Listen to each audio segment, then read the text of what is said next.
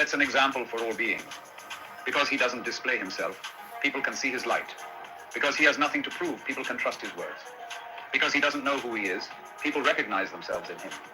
Because he has no goal in mind, everything he does succeeds. When the ancient masters said, if you want to be given everything, give everything up, they weren't using empty phrases.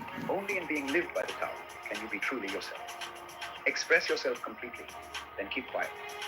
Be like the forces of nature. When it blows, there is only wind. When it rains, there is only rain. When the clouds pass, the sun shines through. If you open yourself to the Tao, you are at one with the Tao, and you can embody it completely.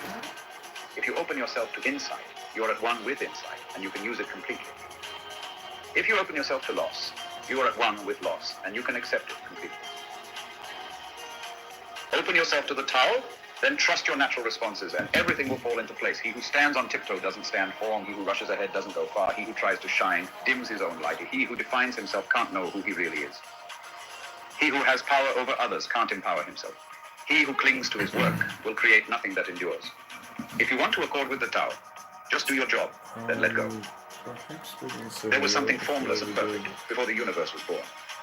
It is serene, empty, solitary, unchanging, infinite, eternally present. It is the mother of the universe. For lack of a better name, I call it the Tao. It flows through all things, inside and outside, and returns to the origin of all things. The Tao is great, the universe is great, earth is great, man is great. These are the four great powers. Man follows the earth. Earth follows the universe. The universe follows the Tao. The Tao follows only itself. The heavy is the root of the light. The unmoved is the source of all movement. Thus the master travels all day without leaving home. However splendid the views, she stays serenely in herself. Why should the lord of the country flit about like a fool? If you let yourself be blown to and fro, you lose touch with your root. If you let restlessness move you, you lose touch with who you are. A good traveler has no fixed plans and is not intent upon arriving. A good artist lets his intuition lead him wherever it wants. A good scientist has freed himself of concepts and keeps his mind open to what is. Thus the master is available to all people and doesn't reject anyone. He's ready to use all situations and doesn't waste anything. This is called embodying the light. What is a good man but a bad man's teacher? What is a bad man but a good man's job? If you don't understand this, you will get lost, however intelligent you are. It is the great secret. Know the male, yet keep to the female. Receive the world in your arms. If you receive the world, the Tao will never leave you and you will be like a little child. Know the white, yet keep to the black.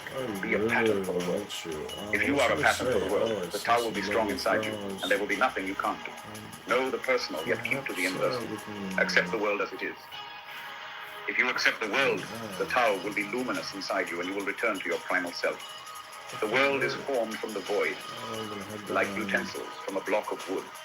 The master knows the utensils, yet keeps to the block. Thus she can use all things.